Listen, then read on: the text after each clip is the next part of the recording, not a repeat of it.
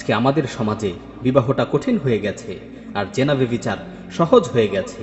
কারণ যেই সমাজে বিবাহ কঠিন হয়ে যায় সেই সমাজে জেনা ব্যভিচার সহজ হয়ে যায়।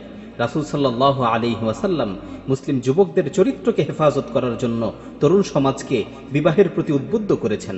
রাসূল সাল্লাল্লাহু আলাইহি ওয়াসাল্লাম বলেন, মান কানা যা তাওলিন ফালইয়ানকিহ, তোমাদের মধ্য থেকে যার সামর্থ্য রয়েছে সে যাতে বিয়ে করে নেয়।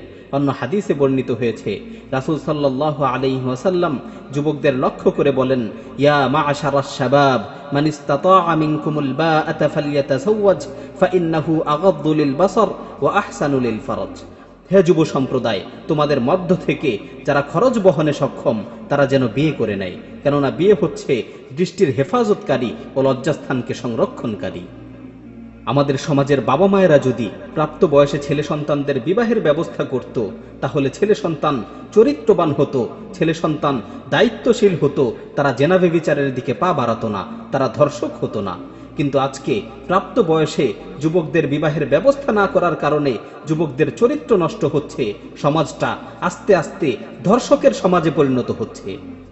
ইসলাম বিবাহের পথকে সবসময় সহজ রেখেছে, যাতে করে মানুষ স্বল্প খরচে বিয়ে করতে পারে।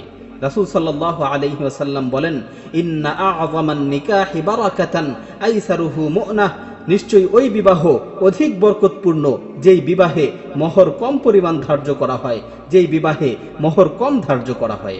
অন্য হাদিসের মধ্যে এসেছে, খায়রুন নিকাহি আইসারাহু, ওই বিবাহ হচ্ছে সর্বোত্তম যেটা করতে সহজ, অর্থাৎ যেই বিবাহের মাঝে খরচ কম সেই বিবাহ হচ্ছে সর্বোত্তম বিবাহ। আমাদের সমাজে আজকে বিয়েটাকে অনেক ব্যয়বহুল বানিয়ে ফেলা হয়েছে, যার ফলে ইচ্ছা থাকলেও যুবকরা বিয়ে করতে পারছে না। কারণ বিয়ের নাম নিলেই লক্ষ লক্ষ টাকার হিসাব কষতে হয়।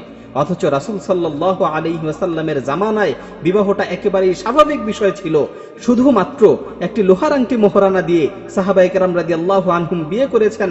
এমনও হয়েছে যে রাসূল সাল্লাল্লাহু আলাইহি ওয়াসাল্লাম সাহাবীদের মাঝে বিদ্যমান থাকা অবস্থায় সাহাবায়ে কেরাম বিয়ে করেছেন, অথচ রাসূল সাল্লাল্লাহু আলাইহি ওয়াসাল্লামকে জানাননি, রাসূল সাল্লাল্লাহু আলাইহি ওয়াসাল্লামকে দাওয়াত দেননি। ইসলামে বিয়েটা অনেক স্বাভাবিক বিষয়। ডাকঢোল পিটিয়ে লক্ষ লক্ষ টাকা খরচ করে বিয়ে করার কোনো প্রথা ইসলামে নেই।